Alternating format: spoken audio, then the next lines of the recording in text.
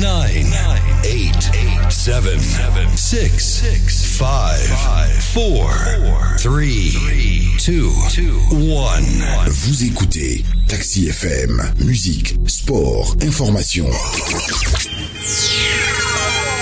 Toutes vos passions sont forcément sur Taxi FM.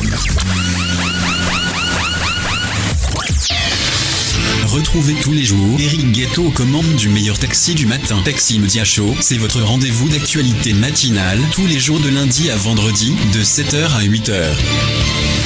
Taxi Média Show, information, révélation, décryptage, tout ce qui fait la une est décortiqué par ceux qui font l'actualité. Taxi Média Show, c'est le meilleur taxi du matin. Taxi Média Show, 7h-8h.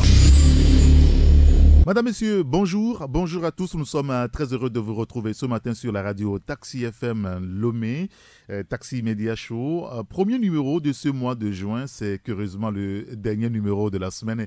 Et pour mieux comprendre les sujets traités par les rédactions, nous tenterons de joindre les patrons de ces journaux, ceux avec qui nous travaillons jour après jour pour la beauté de l'information. Aujourd'hui, c'est vendredi 1er juin 2018. Il est 7h, presque 9 minutes à l'hôtel de février. Bienvenue sur la Géniale. Taxi Média Show, le 7h, irrigator. Dans les prochaines minutes, notre tour d'horizon traditionnel des rédactions. 6 rédactions à visiter ce matin. L'hebdomadaire Vision d'Afrique, le bi-hebdomadaire L'Alternative, le bi-hebdomadaire L'éveil de la Nation, l'hebdomadaire Le Tonnerre, le quotidien Liberté et l'hebdomadaire Vox Populi. Les sports, tous les sports, ce sera l'affaire de Hugues Vignon-Attic. Taxi Média Show, irrigator. Et nous commençons avec le quotidien Togo Matin qui revient sur la session des ministres ACP-UE. Le Togo désigné président du groupe des négociations avec l'Union européenne. Vous lirez l'article dans le journal. Inauguration du 4e lac de Lomé. Fini les inondations à Baie, à Kodesewa, Kanikopé. Le confrère en parle. Et puis cet hommage dans notre confrère Junior Amenounia qui sera inhumé demain samedi. Ave Junior Amenounia, c'est ce que le confrère a écrit.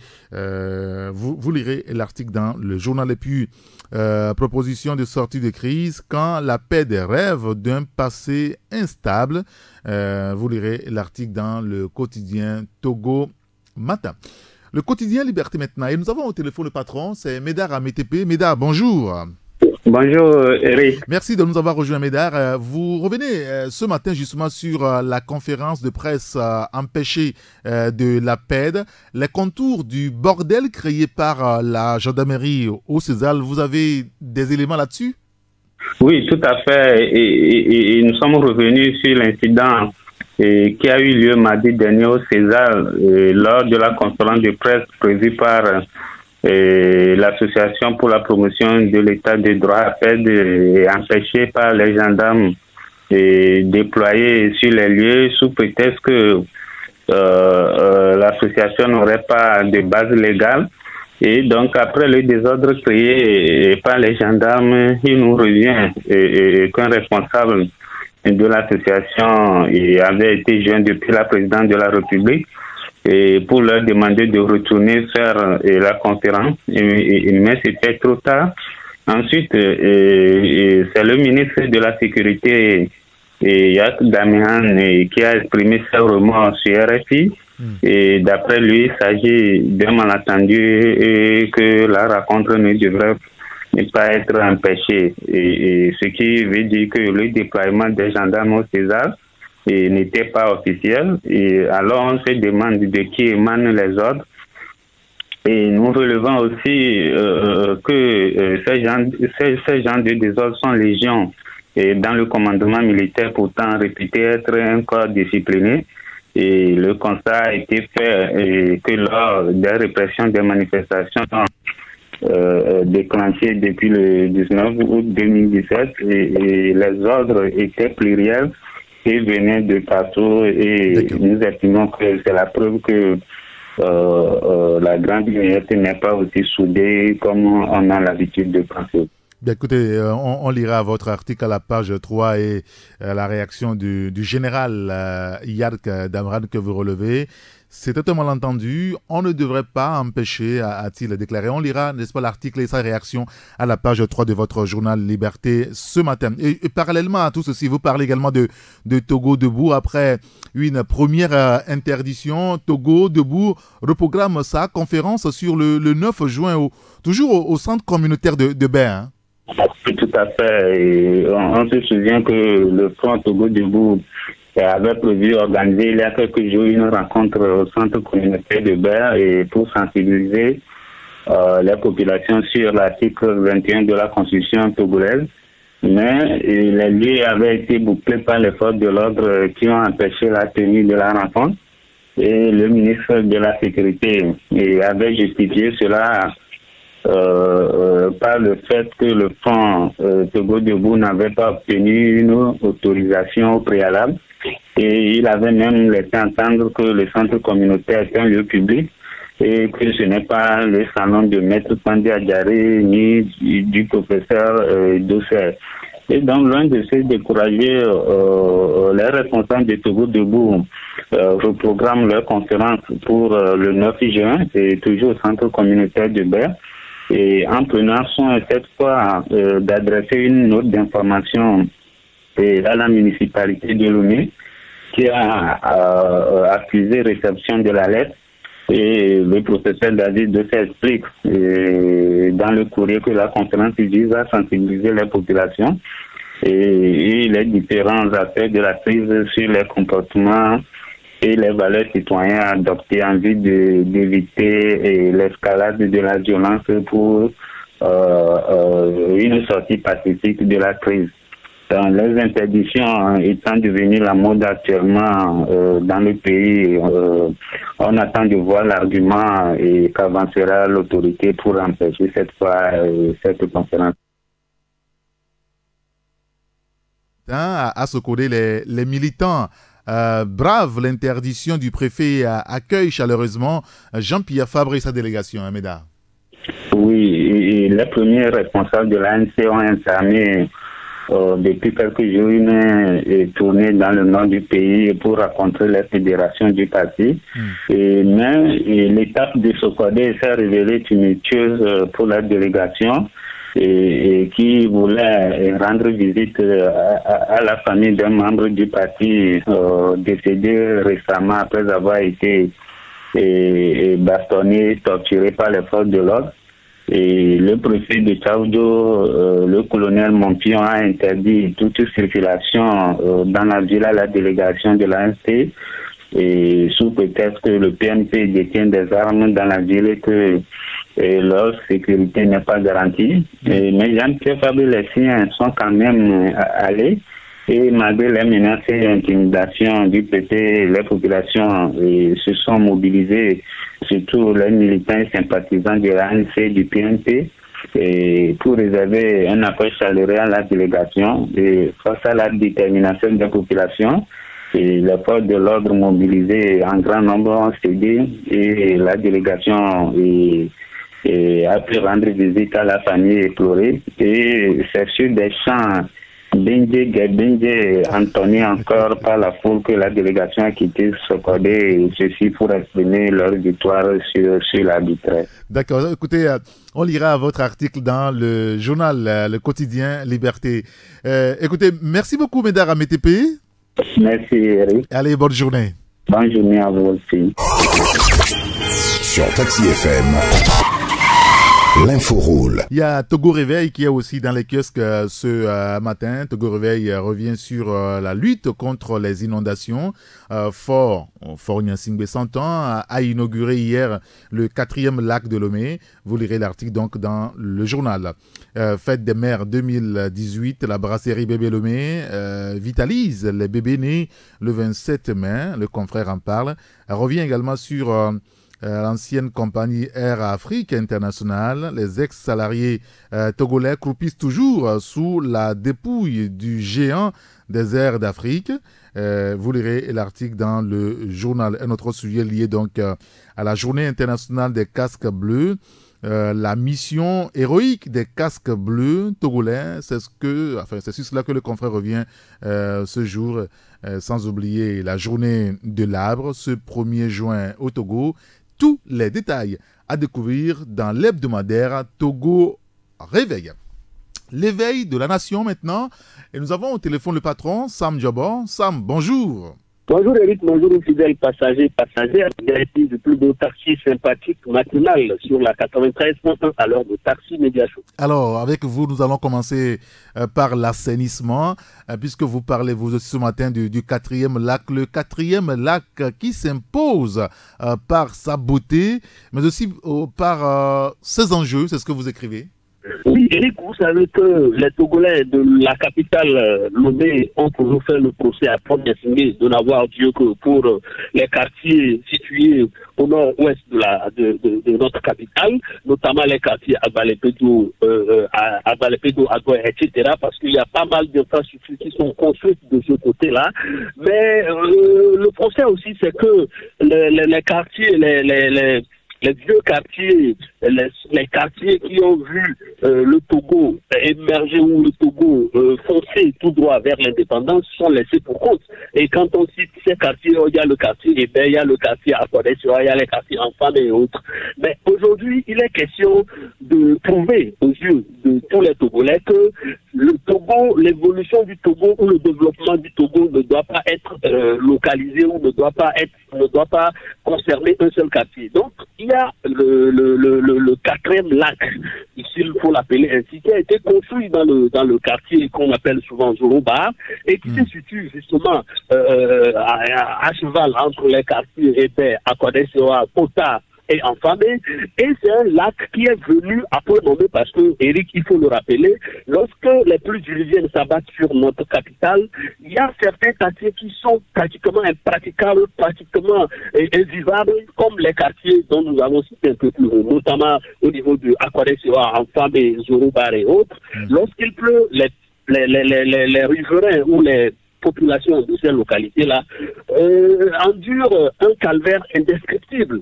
Et le lac, le 4e lac qui vient d'être inauguré, la cérémonie a eu lieu dans la matinée d'hier avec la présence effective de Front National, qui était aux côtés du plus grand partenaire de ce projet, l'Union européenne.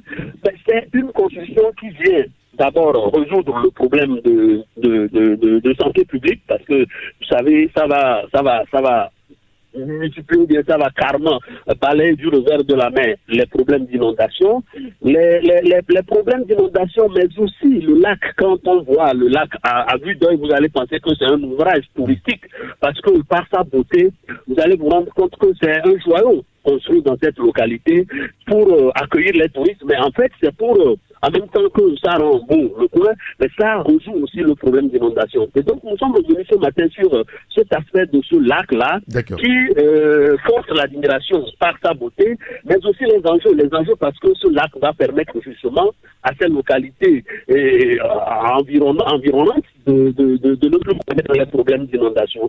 Mais le réel problème avec la construction de ces lacs, parce que quand vous visitez les autres lacs qui sont déjà construits dans la capitale togolaise, vous allez vous rendre compte que après la construction des lacs, l'entretien ne suit pas forcément.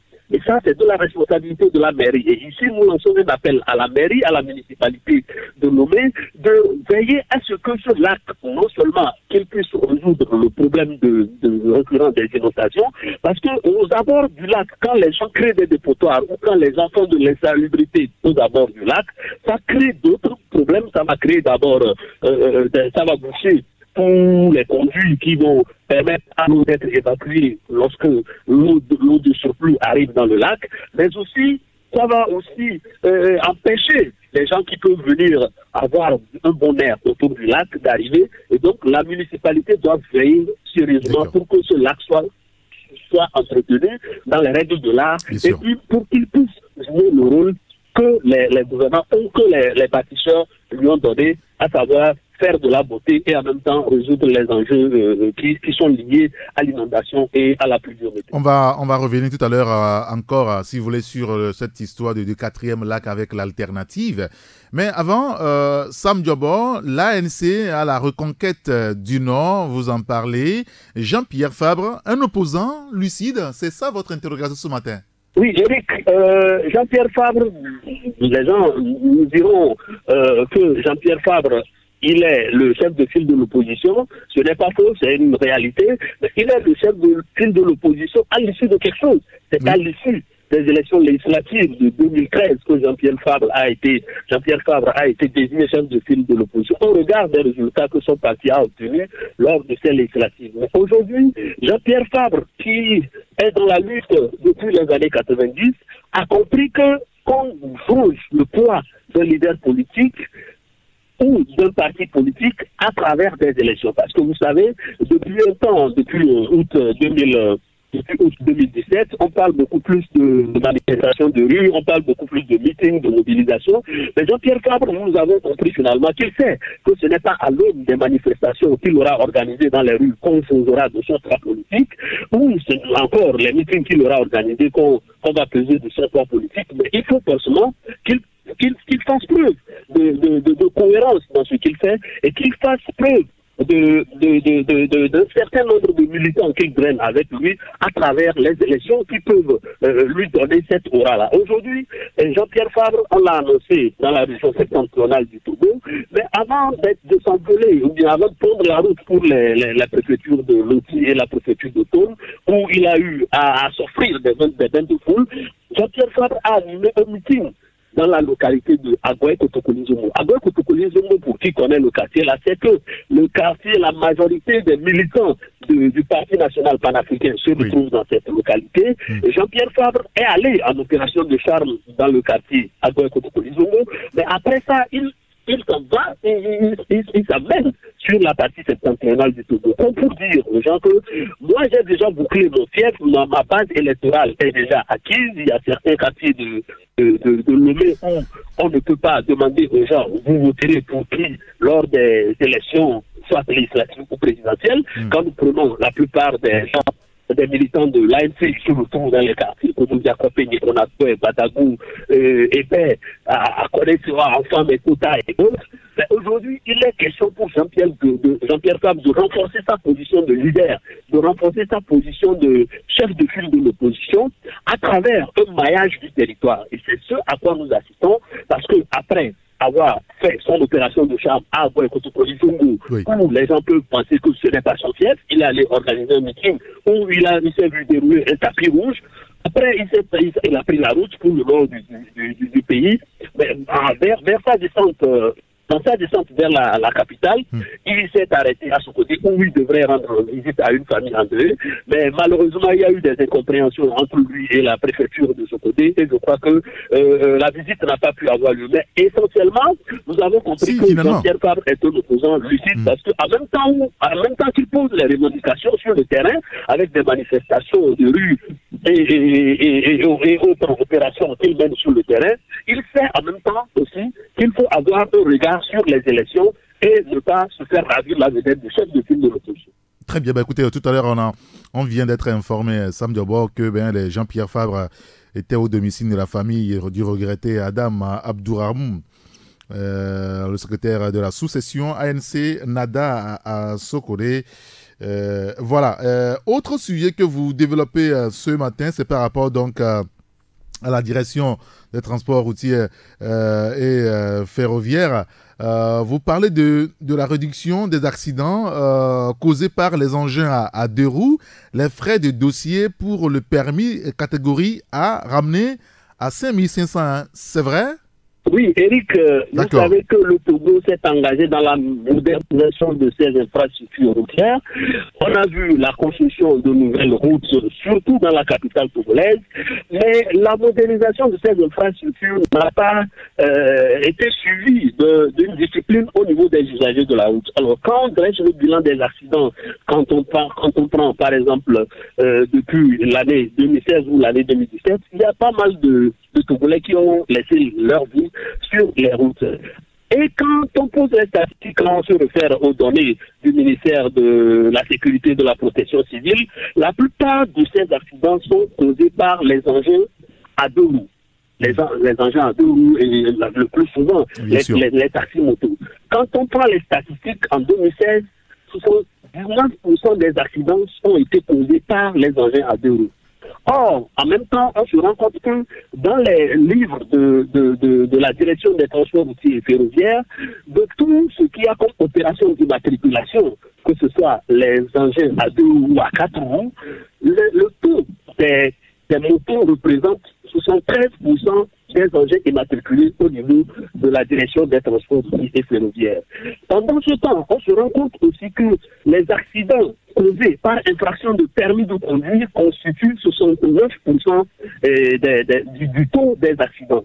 Et donc, au niveau du gouvernement, il est question de donner les rudiments nécessaires à ceux qui utilisent les motos, et notamment nos amis les taxis-motos, pour qu'ils puissent avoir un permis de conduire. Parce qu'avoir un permis de conduire, cela suppose qu'il faut au moins maîtriser le b.a.-ba de la conduite, à savoir le code école, les feux tricolores, le code de la route. Il faut le maîtriser avant de se lancer sur la route. Et au niveau du gouvernement aussi, on a constaté que les frais de dossier pour le permis s'élevaient à 10 000 francs et les frais de timbre à 700. Donc, il fallait payer 10 500 pour se faire établir un permis. Et quand on fait aussi les statistiques là-bas de 2014 à 2017, le taux de ceux qui ont passé le permis constitue 2%. 2% de tout ce qu'on fait comme examen de permis au niveau des engins à deux roues, c'est 2% seulement de personnes, un pourcentage de 2% qui passent le permis.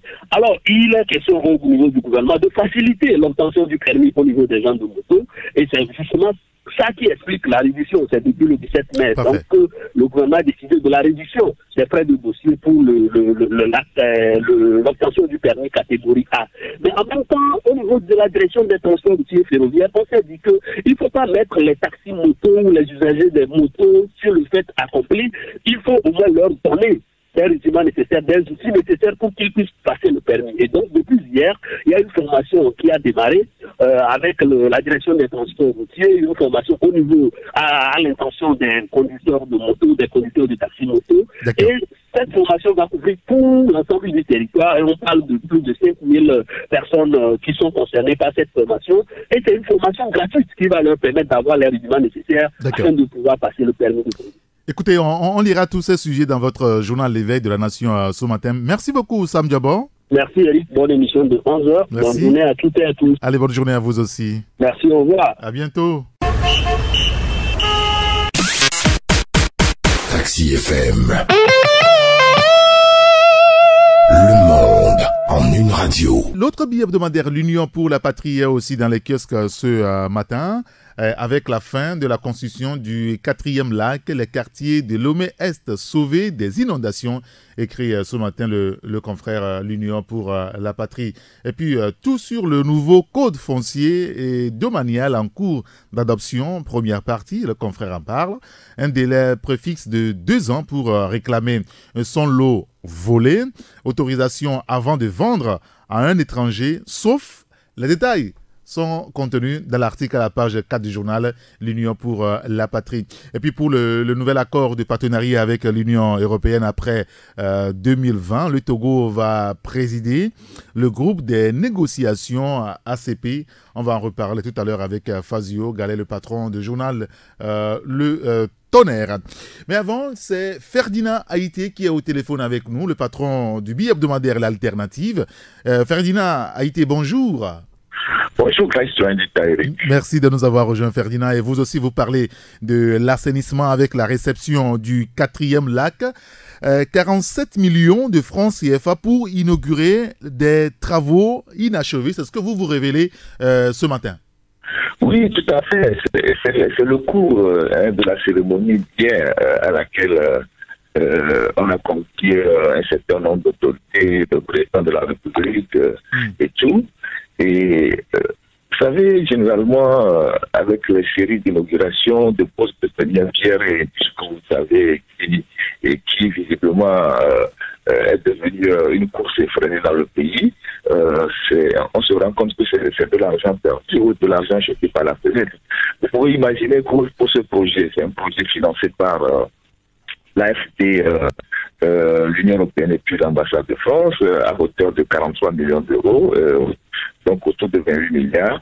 Et il y a certaines parties qui n'ont pas été exécutées. Si vous allez aujourd'hui dans le quartier d'Enfants et Zoropal et tout ça, vous avez encore des caniveaux qui sont restés non fermés, les enfants tombent dedans, les vieilles tombent dedans, les gens ne peuvent pas sortir de leur maison. Et quand il pleut, ces caniveaux sont bouchés. Et donc les travaux ne sont pas vraiment achevés. Et puis autour du 4e lac, on n'a pas prévu le pavage des rues. Et donc du coup, lorsqu'il va pleuvoir, et le lac même sera encore rempli du sable qui est tout autour de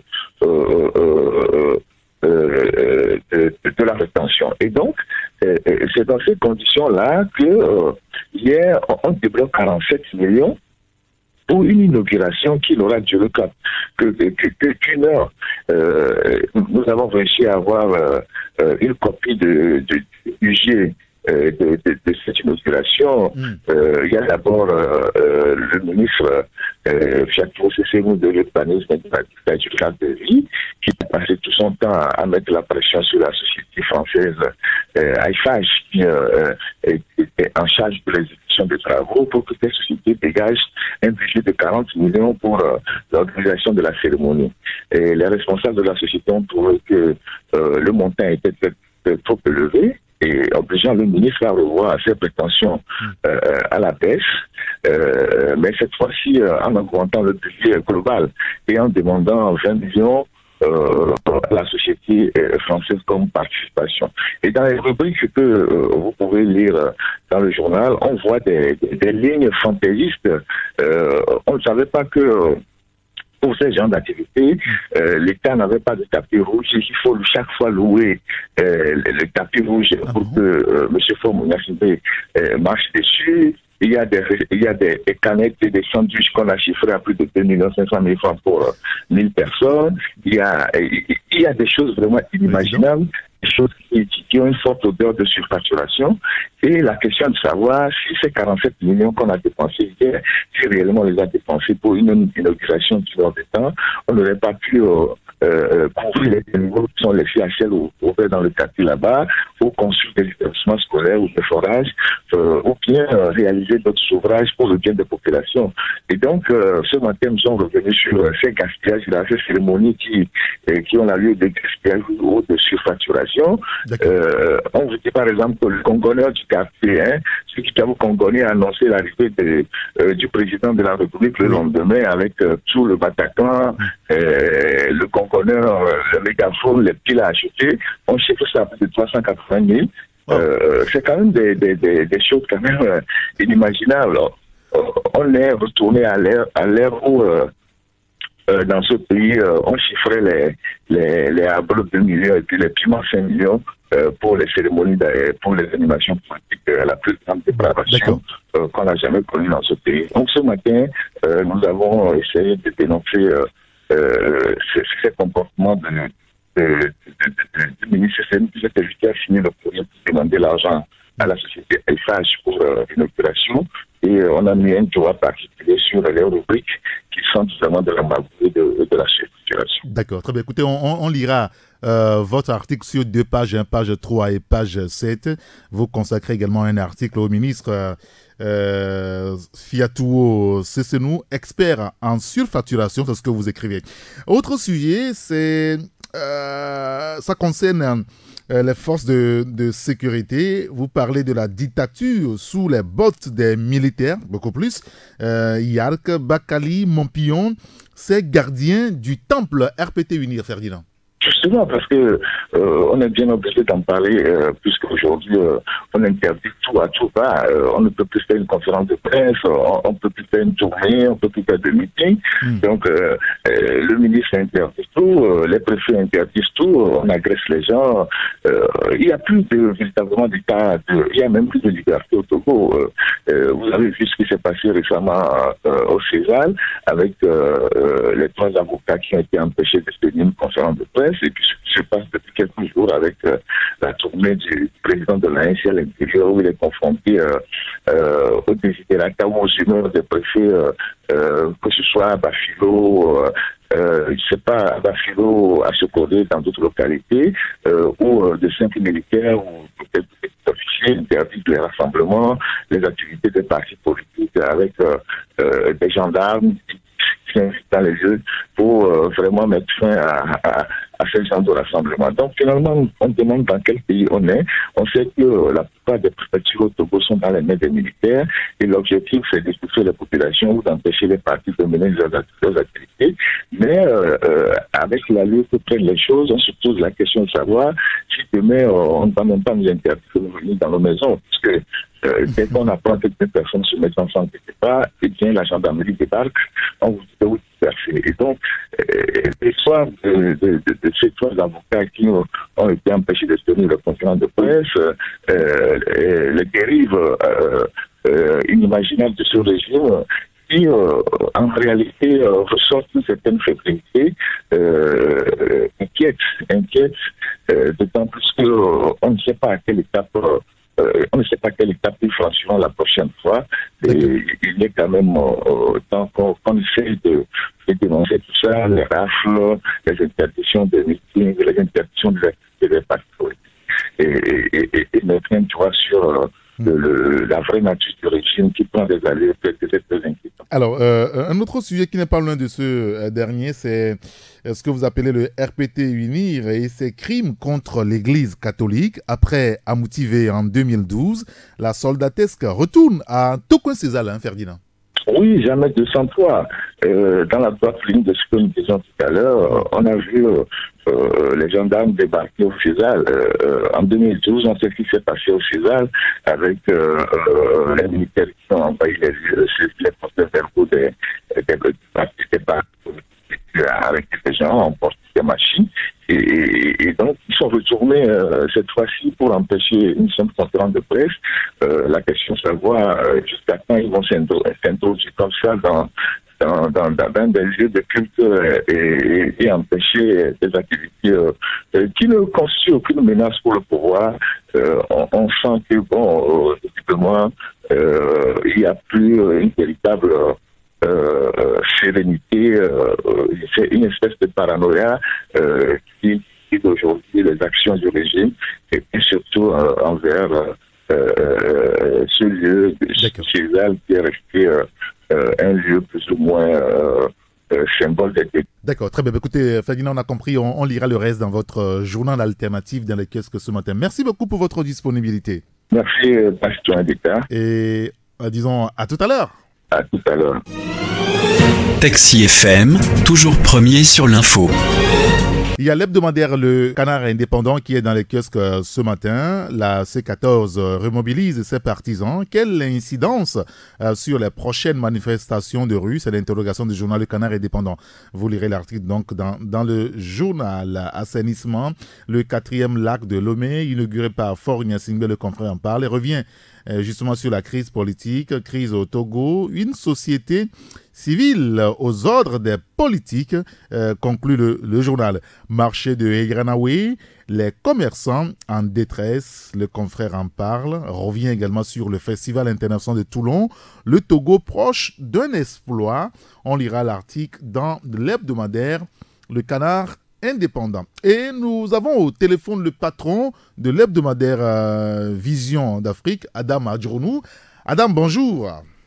Bonjour, citoyen d'État, Eric. Merci de nous avoir rejoints. Adam, et ce matin, vous publiez une interview exclusive de Kimela Balou Abba, le DG du GIABA, qui dit, je cite là, comme les États membres de la CEDEAO, le Togo dispose d'un dispositif juridique institutionnel de lutte contre le blanchiment de capitaux et le financement du terrorisme. Oui, Eric, rappelons d'abord que le GIABA, c'est le groupe intergouvernemental d'action contre le blanchiment d'argent en Afrique de l'Ouest. Il a son siège au Sénégal. Et ce monsieur Kimela Balou est un Togolais dont la nomination à ce poste-là avait créé un tant soit peu une tollée au niveau de certaines publications. Donc avant d'en parler, il faudrait quand même qu'on regarde un peu le débat. Il faut dire que l'homme qui est à Balo dont il est question, le recrutement dont certaines libérations avaient fait croire à une guerre asymétrique qui est naturellement inexacte. C'était Assindou qui est à l'OTR qui était donc le premier après l'appel à candidature à ce poste-là. En son temps, nous avons fait des recoupements concernant le sujet. Nous avons même raconté Assindou. En fait, il vous en souvient lors du magistère de Robert Doucet. Il était question qu'il fasse augmenter l'effectif des Togolais travaillant dans les gestions internationales. Il en a fait son cahier de charge et conformément à l'atteinte de cet objectif, les lignes ont beaucoup bougé aujourd'hui. Et bien, quelques mois avant l'appel à candidature concernant ce poste de Djaba, Assindou était retenu après appel à candidature à un poste à la CAF. Je rappelle que M. Assindou est un brillant cadre qui a fait ses preuves au Maroc. Puis rentré au pays, il était à la tête d'un brillant cabinet. Et après, il a rallié le terrain dont il occupe un poste concernant donc quelque chose lié à la corruption du genre. Donc, je disais, les réformes ayant conduit à la création de l'ETR l'ont rallié. Et comme vous le saviez, la CAF ou encore mais la FIFA n'entretient pas l'intervention de l'exécutif dans ces affaires, ou bien sur la forme que sur le fond. Eh bien, on n'avait pas de choix. En fait, l'exécutif ne pouvait pas proposer un remplaçant de M. Assindou à ce poste à la CAF et qui devait occuper le poste du DG de la Djaba dont il venait de réussir. Or, à ce poste, la carte était jouable car l'actuel DG Kiné Abalou était deuxième sur la liste. Et donc, on a jugé bon maintenir Kiné Alou à la tête du Djaba en concernant Assindou à la CAF, dont il pouvait cumuler avec les charges dont il occupe aujourd'hui à l'OTR. Revenant donc à l'interview, l'homme parle de cette prérogative en lien avec les objectifs de l'industrialisation de l'Afrique, la mission qui lui a assignée au Djaba, les axes d'action qu'il compte mettre en œuvre pour atteindre les objectifs à lui assignés et naturellement les efforts que mène le Togo dans la lutte contre le blanchiment de capitaux. Donc nous invitons nos lecteurs à jeter un coup d'œil sur l'Afrique dans les livraisons de ce matin pour en savoir ce qu'il en est. Parfait. Donc l'interview de Kimela Balou Abba, le DG du Djaba, à lire dans votre colonne à la page 4. Vous revenez également sur les assemblées annuelles de la BAD, abusant les chiffres et les faits, c'est ce que vous relevez. Alors, comment est-ce que le secteur privé togolais peut-il tirer un meilleur profit de tout ça, Adam? Oui, l'Afrique profite aujourd'hui d'une croissance économique régulière depuis une vingtaine d'années, soutenue par l'exportation de matières premières et de plus en plus par des facteurs structurels tels que la démographie, l'expansion des marchés internes, l'urbanisation et les évolutions technologiques. Les économies africaines dépendent fortement des matières premières qui représentent un peu plus de 70% des exportations de l'Afrique. Le PIB industriel demeure très faible dans toute l'Afrique. Les structures des exportations de produits manufacturés reposent toujours sur les ressources naturelles et une faible technologie. Évidemment, vous posez la question, comment travailler avec la Banque africaine de développement qui investit depuis un moment dans le secteur privé? Les opérateurs économiques du secteur privé désireux de travailler avec la banque doivent satisfaire aux critères d'éligibilité et suivre des procédures de demande que nous publions aujourd'hui dans nos colonnes, dont nous invitons les opérateurs économiques à se procurer du journal pour voir ce qu'il en est et désormais peuvent collaborer pleinement avec la Banque africaine de développement qui compte dans les 20 prochaines années d'investir davantage dans le secteur privé. D'accord. Et puis vous revenez également sur le recrutement d'enseignants à l'université de Lomé avec le professeur Dodji Kokoroko. Et il a rompu la loi de l'Omerta sur le sujet. Oui, vous savez, Eric, il y avait, entre-temps, avant le magistère du professeur Kokoroko à la présidence de l'université, il y avait une pratique qui était carrément devenue coutume, ou que ce soit aussi bien certains hauts placés, notamment les ministres et même certains hauts cadres à l'international, pouvait donc appeler seulement le président de l'université en faisant passer soit un cousin, un membre de famille qui venait donc d'avoir son doctorat dans telle ou telle université de par le monde. Mais depuis l'avènement du professeur pour campus, c'est vrai que certains avaient toujours réitéré la formule. Le professeur les a fait part directement que c'était pas possible qu'il occupait donc les règles de l'université. Ces pratiques-là sont entrées dans l'oubli et que tout candidat qui devait donc postuler à un poste d'enseignant-chercheur à l'université de Lomé devait être d'emblée concurrencer, participer à l'appel de candidature. Ce n'est pas le genre depuis que le professeur du Kokoko a pris les rênes de l'université. Ce n'est pas la première fois qu'on lance donc un recrutement d'enseignants. Il en a déjà été question, même si c'est une seule personne dans une faculté, le professeur lance un appel à candidature. Même il y a des fois où on peut quand même miser sur des brillants étudiants d'une faculté et dont les doyens en font la proposition. Mais depuis, le professeur Kokoroko a dit non, il faut donc confronter les étudiants entre eux en laissant toutefois les étudiants étrangers de participer donc aux appels à candidature. C'est ce dont nous relevons ce matin dans les pratiques anciennes qui étaient donc carrément régies en coutume à l'université de Lomé. Donc Kokoroko est venu sauter le verrou ce matin. Et on lira l'article à la page 6 de votre journal La Vision d'Afrique. Merci beaucoup Adam Adjronou. Merci Eric, bonne émission. Allez, bonne journée. À plus tard. Taxi FM 93.1. Notre 5e rédaction ce matin, c'est celle du journal Le Tonnerre et nous avons au téléphone le patron, Fazio Galé. Fazio, bonjour. Bonjour Eric, bonjour fidèles passagers de Taxi FM. Alors, vous revenez sur le dialogue politique au Togo et sa reprise prochaine. Les choses se précisent, Fazio, on va dire. Oui, effectivement, Eric, comme tu le sais, c'est un secret de polichinelle à qui que ce soit. Le Togo traverse une crise sans précédent depuis des années. Et c'est toujours les dialogues sans une solution véritable pour régler ce genre de problème.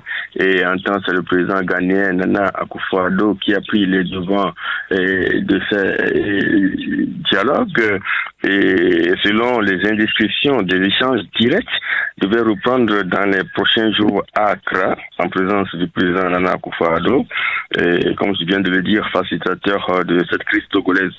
Les deux partis, notamment la coalition des 14 partis de l'opposition et le parti au pouvoir, et probablement le gouvernement seront reçus dans la capitale ghanéenne. Si aucune date concrète n'est encore avancée, des sources dignes de foi avancent que ces pourparlers devront avoir lieu avant le sommet ordinaire de la CEDEAO qui va se tenir en juin prochain à Abuja, au Nigeria. Et donc, Eric, voilà,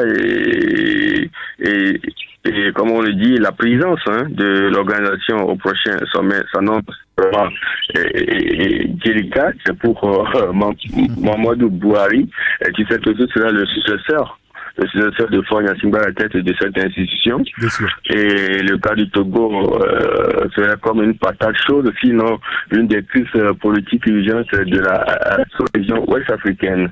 Donc déjà à Lomé, des langues se délient sur l'issue de ce sommet où des activistes proches de l'opposition parlent d'une tradition comme l'une des recommandations de la facturation ghanéenne, avec un responsable de l'opposition pour la conduire jusqu'aux élections. De sources annoncent une rencontre entre la commission de la CEDEAO qui devait faire des recommandations de sortie de crise et la coalition de l'opposition à Lomé. Hier, notre rédaction a eu à contacter certains leaders de la C14. Ils n'ont ni infirmé ni confirmé pour le moment, mais les heures à venir nous suffiront. D'accord, très bien. Écoutez, on lira l'article et puis on attend de voir. Vous revenez également sur la session des ministres à ACP, le Togo, qui est désigné aujourd'hui pour présider les négociations post-Cotonou, Fazio. Oui, effectivement, la 107e session du Conseil des ministres des États d'Afrique et des Caraïbes ACP a pris fin le mercredi dernier à Lomé. Cette session placée sur la thématique accompagner la transformation économique et sociale des États ACP au niveau régional, continental et mondial a permis aux participants d'adopter un calendrier de négociation post-Cotonou. La présidence du groupe central de négociation sera conduite par le Togo. Vous n'êtes pas sans savoir que c'est le professeur Robert Dussé, ministre des Affaires étrangères, de la coopération et de l'intégration africaine, qui avait reçu des mains de Mme Kamina Johnson-Smith, ministre des Affaires étrangères de la Jamaïque et président du Conseil des ministres de l'ACP, les documents lui conférant les responsabilités pour diriger ces négociations qui démarrent officiellement en août prochain. Donc le groupe central, il faut préciser aussi que le groupe central de négociation mis en place est composé de 12 pays dont fait partie le Togo. Donc Eric, cette session du Conseil des ministres de l'ACP précède aussi la 43e session du Conseil des ministres que le Togo a créé depuis hier à Lomé. Juste un dernier mot, Fazio, enfin, je veux dire, le dernier sujet à évoquer avec vous, c'est au niveau du sport et cette affaire de la fausse athlète togolaise au JO de 2014. Les sanctions sont tombées, c'est clair, désormais. Oui, désormais, l'affaire était en l'air il y a quelques jours. Et voilà, l'histoire commence en février, et il faut le préciser aussi. En février 2014, aux Jeux olympiques d'hiver de Sochi, en Russie, le Togo était représenté pour la première fois dans un sport de glisse par deux athlètes, Mathilde Amélie Petit-Jean, skieuse de fond, franco-togolaise, et Alicia Aki-Dipol, présentée comme italo-togolaise. En 2018, nouveau jeu olympique, cette fois-ci en Corée du Sud, les deux athlètes sont encore tenus pour représenter le Togo parce qu'ils ont rempli les minima. Sauf que contrairement à mademoiselle Petit-Jean, Dipol, la fille, ne réussit pas à présenter les documents établissant sa nationalité togolaise, comme le souhaite le comité national olympique, dont le bureau a été un temps renouvelé. Celui-ci écrit, c'est le nouveau bureau, présidé par Kelaïn Bayor, avait écrit donc à l'athlète pour lui interdire de se présenter sous les couleurs togolaises. C'était peine perdue à l'échelle du pôle, pas sous cette interdiction. Il se présente à Pyeongchang pour obtenir son accréditation. Et sans succès, son nom sera purement et simplement supprimé de la liste. Donc voilà, et le président de Criano actuel, M. Bayor, avait écrit à l'ancien qui n'est autre que Auguste Dogbo, pour avoir des éclaircissements perdus. Lui aussi, ils ne sont pas satisfaits, et il y avait eu un vote en temps, et voilà, le vote avait décidé la sanction infligée à ces messieurs. Donc, M. Roger Corsi, et je la m'aider, qui n'est autre que le président de la Fédération des sports de glisse et de ski, lui est suspendu de toute activité pour 3 ans. Son secrétaire général, Ramanou, aussi a été suspendu. Et M. Dogbo est aussi suspendu. Et beaucoup d'interrogations aussi, Eric, se posent à ce niveau quand on sait que l'actuel président du comité national olympique du Togo était le chef de la délégation associée. Et on se demande s'il n'était pas au courant du faux qui a été fait, ou bien c'est un règlement de compte. Donc, beaucoup d'interrogations se posent à ce niveau-là, Eric. Et l'avenir nous dira. Et c'est pas seulement à ce niveau qu'il y a eu des sanctions, il y a aussi dans la foulée de sanctions concernant la Fédération togolaise de boss, où son président Toto et son directeur technique aussi ont été suspendus en disant propulsant du coup, Jacques Cotier, tu le connais très bien. Oui, bien sûr. Il a été aussi au niveau du football, il est aussi maintenant au niveau de la Fédération togolaise de boss. Donc il est maintenant propulsé à la tête de cette fédération. Voilà un peu ce qui s'est passé au niveau du Comité national olympique du Togo. Très bien, écoutez, on a compris, on lira le reste dans votre journal. Merci beaucoup Fazio Galé. Merci à toi Eric, et bon week-end. Allez, bonne journée. Bonne journée à vous aussi. 93.1 Taxi FM. Il y a le journal Faits et Chiffres qui est aussi dans les kiosques ce matin avec l'invité Laurent Kouami Tamegnon, qui est le président du Conseil national du patronat. Nous avons contribué à l'apaisement du climat social, déclare-t-il dans les colonnes du bimensuel de l'économie togolaise, Faits et Chiffres. Un dossier du journal aussi à lire. Le poids trop lourd finalement, entre guillemets bien sûr, de l'informel. Le confrère en parle à la page 3. Et puis agro-développement, le tir sale en soutien aux producteurs. Vous lirez l'article dans le journal Faits et Chiffres, le bimensuel de l'économie togolaise. On va reparler de tout ça et une dernière rédaction à visiter après la pause. Taxi FM, la radio magique, la radio magique. Taxi FM. Taxi FM. Jusqu'à 8h15, Taxi Media Show. 8h03 sur Radio Taxi FM Lomé, c'est la même heure à Kodiovia-Kopé où vous nous écoutez sur la 93.1 FM. Merci à ceux qui sont sur le web, notamment ceux qui nous écoutent de Bruxelles et de Paris. Notre dernière rédaction ce matin, c'est l'hebdomadaire Vos Populi avec Kovadis Bopao qui est au téléphone avec nous. Kovadis, bonjour. Bonjour mon cher Eric, bonjour à tous les auditeurs et auditrices du Grand Taxi. Et merci de nous avoir rejoints. Kovadis, et ce matin vous parlez d'un combat sans merci entre la gendarmerie et les arnaqueurs, des malfrats déjà dans les filets. Hein. Oui, c'est Eric, avant même d'aller en détail, j'aimerais rappeler un petit proverbe musulman qui dit que même si vous n'aimez pas le chien, il faut reconnaître qu'il n'a qu'une seule manière de s'asseoir. Ah oui, si. Et donc, pour dire que je vais d'abord saluer le gouvernement et le chef de l'État, parce que la dernière fois, dans notre article, nous avons parlé des 20% qui peuvent causer des problèmes aux jeunes. Et très rapidement, nous avons vu au Conseil des ministres cette situation qui a été présentée par le chef lui-même et qui a demandé de faire des efforts. Il a demandé à tous ses ministres de faire des efforts pour que cette décision soit traduite dans les actes et que les jeunes puissent être à l'aise. Donc je vais aussi parler des arnaqueurs qui font la pluie et le beau temps ces derniers temps dans notre pays et qui font mal à nos populations. Et donc il s'agit d'un combat que la gendarmerie s'est donné le devoir de mener sérieusement, et il y a déjà des malfrats qui sont dans les filets. Mais la lutte est en train de continuer.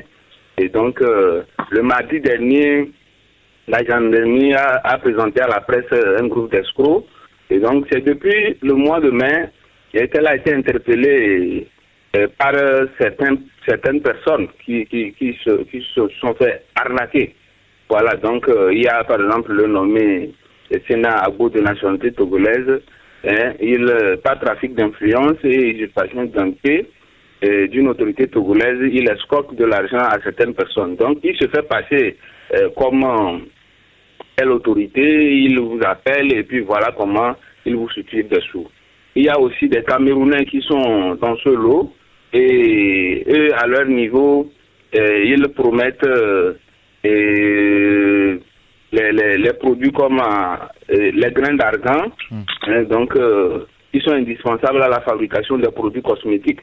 Donc, ils sont nombreux. C'est plusieurs personnes qui vous appellent, ils mettent la pression sur vous, la victime, et c'est comme ça, ils encaissent des sous. Les gens donnent beaucoup de sous, croyant qu'il y aura une suite par rapport à cette affaire. Parce qu'on vous promet beaucoup de sous, on vous dit que non, dès que vous achetez ça, c'est un produit rare, donc ça va vous donner beaucoup de sous.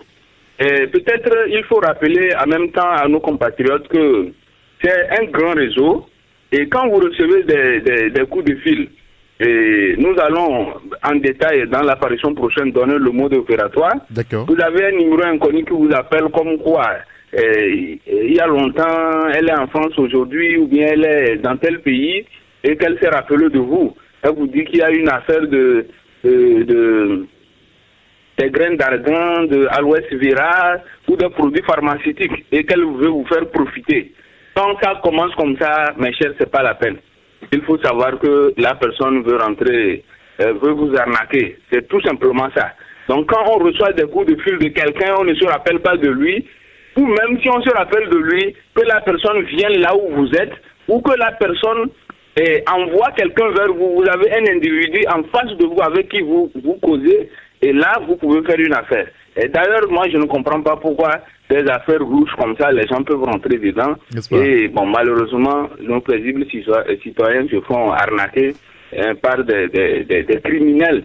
Sinon, il fallait un autre mot pour dire ce qu'ils font de mal, parce que ce qu'ils font, c'est très mal. D'accord. Voilà ce que nous avons voulu préciser à travers cet article en parlant du combat sans merci, parce que la gendarmerie s'est vraiment engagée dans cette histoire. Et d'ailleurs avec la police, et ils mettent la main chaque jour que Dieu fait, et ils vont continuer. Je pense qu'ils pourront éradiquer ce grand fléau. D'accord, très bien. Écoutez, on lira l'article dans votre journal, et puis vous revenez également sur la session des ministres, ACP, et beaucoup plus sur le discours prononcé par le ministre Robert Doucet. Morceau choisi: dans les moments de crise ou de difficulté, seule l'imagination importe. A déclaré le diplomate togolais. Oui,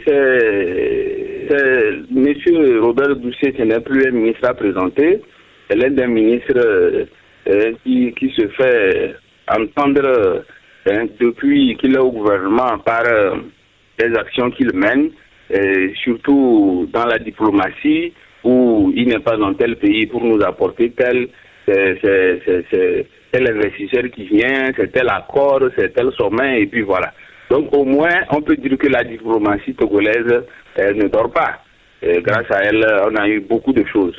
Donc il s'agissait du sommet de ACP-IE, où le ministre a fait un discours très émouvant, et nous avons retenu, nous l'avons en tout cas mis dans le journal, et il est en anglais et en français, parce que vous savez que il y avait les anglophones qui étaient là, et donc en tout cas un bon discours qui a en lui beaucoup de choses à retenir.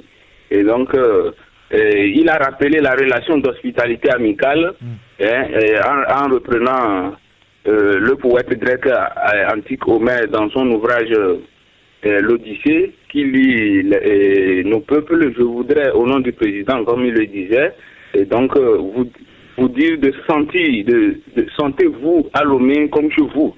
Donc c'est comme ça qu'il a salué nos autres qui étaient là. Donc il a précisé quelque chose. Nos populations nous attendent. Leur droit légitime au développement doit nous inciter à éviter, lors de cette session, le syndrome du bateau ivre. Ce syndrome qui traduit une espèce de nausée, la situation hypothétique d'un navire en perte de repère. Il n'est point de vent favorable pour celui qui ne sait où il va. Disait Sénèque dans ses lettres de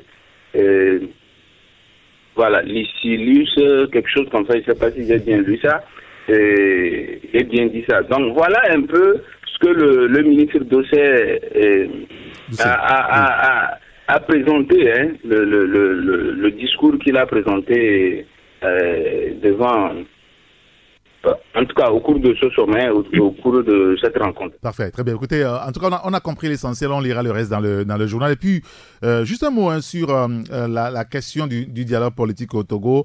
À quand la fin du dialogue politique, Kovadis? Bon, vous savez, ça fait près de 2 mois que le dialogue intertogolais est suspendu. Et bon, c'est que chaque parti, la raison c'est que chaque parti se campe sur sa position. Et bon, donc, il y a le pouvoir qui refuse qu'on lui désigne son candidat, parce que l'opposition a décidé de désigner désormais les candidats dans le camp du pouvoir. Et donc, il refuse la candidature du président de la République, sauf que pour le moment, l'opposition n'a pas donné le nom du candidat qu'il veut le croiser aux élections de 2020. Et bon, il y a aussi...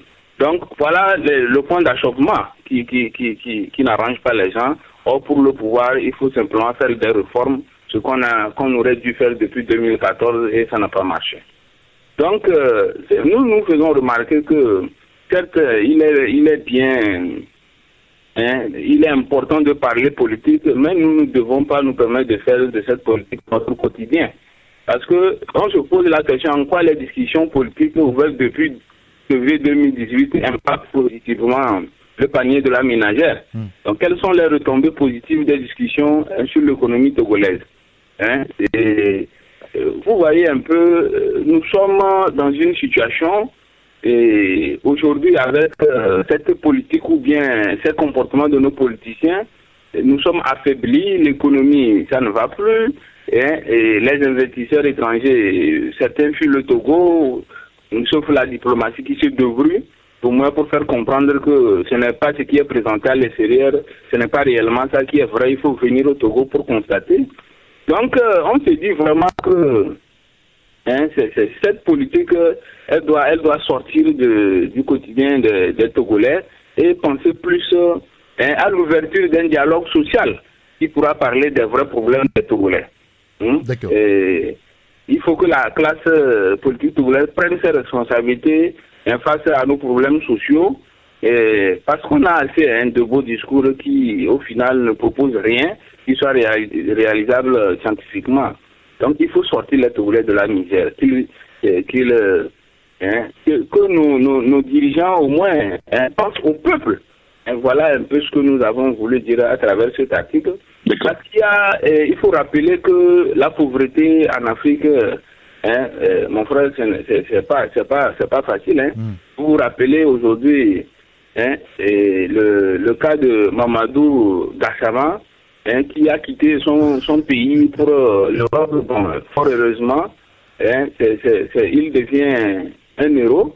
Or, c'est parce qu'on avait l'impression que c'est quelqu'un qui ne valait rien, qui se retrouve là-bas. Le monsieur était plein de potentiel, et voilà qu'il a pu s'exprimer là-bas, et aujourd'hui, il devient un héros. Donc, voilà un peu ce que nous voulons, que les jeunes d'Afrique sont tellement talentueux, et donc il faut leur réserver un bon avenir au lieu d'hypothéquer cet avenir. D'accord. Et c'est vrai qu'on doit se poser la question pourquoi la jeunesse n'a plus confiance en Afrique, mais c'est parce que cela découle de la manière dont l'Afrique est dirigée. Et on s'est posé toujours la question, comment les dirigeants africains peuvent-ils avoir l'amour de leur pays si eux-mêmes n'ont jamais vécu dans leur pays? Il y a certains qui n'ont jamais fait, qui vont, ils reviennent seulement, et c'est quand il y a les élections qui sont là, et bon, on nous dit, bon, voilà, c'est eux qui vont apporter le changement. Or, ils ne connaissent même pas les vrais problèmes de leur localité. C'est ces gens-là qui ont double nationalité, et dans tel et tel cas, et puis, bon, ça veut dire que quand il y aura un problème, au Mali, par exemple, il dit, non, moi, je suis français. Quand il y aura un problème au Togo, il dira je suis canadien. Et voilà comment ces gens-là sont. Et des gens qui n'ont jamais connu le chômage, un vrai chômage comme ce que nos jeunes vivent aujourd'hui, vous comprenez qu'ils ne peuvent pas vous donner du travail. D'accord. Donc voilà ce que nous avons voulu. Vraiment, il y a beaucoup de choses à découvrir. Bien sûr. Seulement, il faut rappeler que nous devons mettre les gens qu'il faut à la place qu'il faut. Et il faut quand même que les jeunes puissent s'exprimer, qu'ils puissent faire quelque chose, apporter un plus à leur pays, parce qu'ils ont du potentiel. Bien, on va lire le reste dans votre journal, Covadis, ne vous en faites pas. Merci quand même pour votre disponibilité.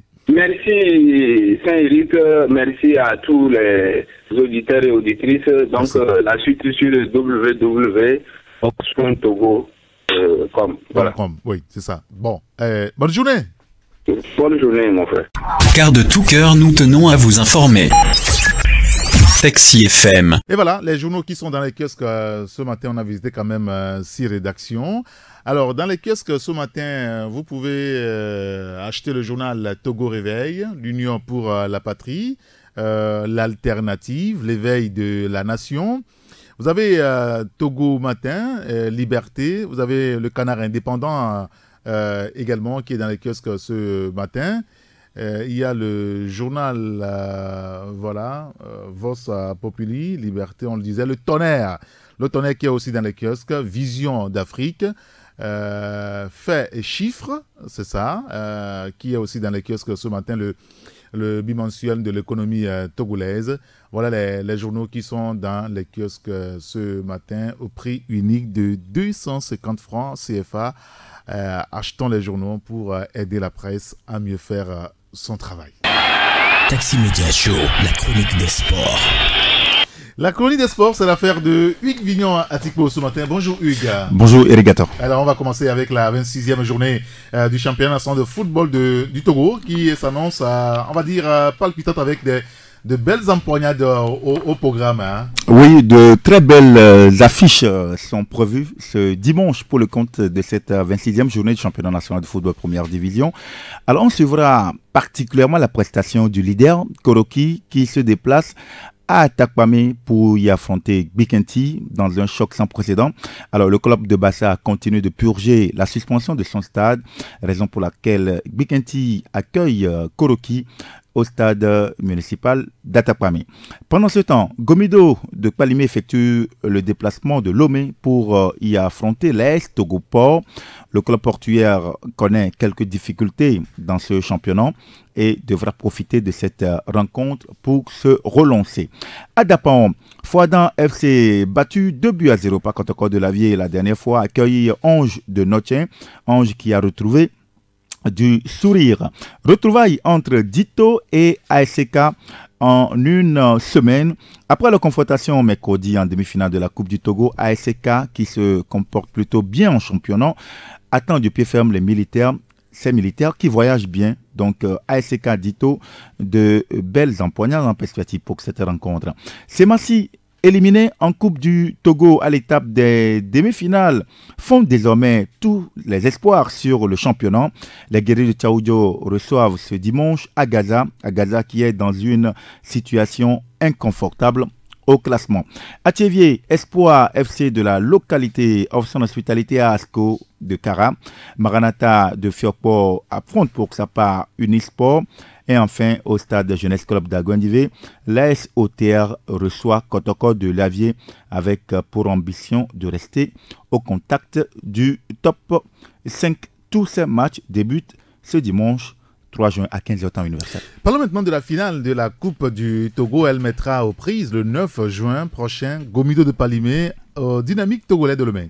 Oui, les demi-finales de cette Coupe du Togo ont eu lieu cette semaine, notamment mercredi, sur deux stades, Lomé et Sokodé. Alors, au stade municipal de Lomé, Gomido de Palimé et Semassi de Sokodé se sont donné rendez-vous. Alors, au terme d'une rencontre âprement disputée, ce sont les Showboys de Palimé qui valident leur ticket pour la finale. Dans les séances des tirs au but, 3 tirs contre 0 pour Semassi, temps réglementaire, un but partout. De l'autre côté, notamment à Sokodé, ce sont les militaires de Dynamique Togolais qui se qualifient pour cette finale en battant dans les tirs au but ASK, 0 but partout dans le temps additionnel, et puis 9 tirs au but contre 8 en faveur du Dynamique Togolais. Retenons que la grande finale est prévue le samedi 9 juin prochain. Ce sera bien sûr au stade municipal de Lomé. Très bien. Et puis on va parler un peu du Festival international Espoir de Toulon. Le Togo qui affronte la France demain samedi. Ah oui, un match qui nous rappelle bien évidemment ce match Togo-France de la Coupe du Monde 2006. Le Togo figure cette fois-ci en tête de son groupe B du tournoi Maurice Révélo, le tournoi Festival international de Toulon. Le Togo a battu la Corée du Sud 2-1 avec un doublé de sa jeune pépite Kevin Denke, on va dire inconnu jusqu'à mercredi dernier. Bien sûr. Kevin Denke qui joue dans l'équipe de Nîmes. La France, pour sa part, s'est inclinée devant l'Écosse 0 but contre 1. Et la troisième journée des phases de poule avec au programme demain samedi sur le terrain de stade de Parc-Sement à Fox-sur-la-Mer. La France qui affronte le Togo, match prévu sur le coup de 17h30 temps universel, mais bien avant à 15h, la Corée du Sud affronte l'Écosse. On va parler maintenant de Valdo. Valdo qui est le nouveau sélectionneur du Congo. Depuis le départ de Sébastien Migné, la sélection congolaise n'a plus de sélectionneur. Eh bien, c'est Valdo, le Brésilien, qui était déjà dans le pays depuis plusieurs mois à la tête des sélections nationales juniors et cadette, qui a été donc nommé à la tête de la sélection de football du Congo. Si aucune information sur la nature du contrat ainsi que les objectifs à lui assigner n'a encore fuité, c'est bien Valdo qui dirige actuellement l'équipe congolaise qui est en stage en France. Le Congo devrait disputer un match amical le 6 juin prochain, mais la Côte d'Ivoire a annulé la rencontre cette semaine.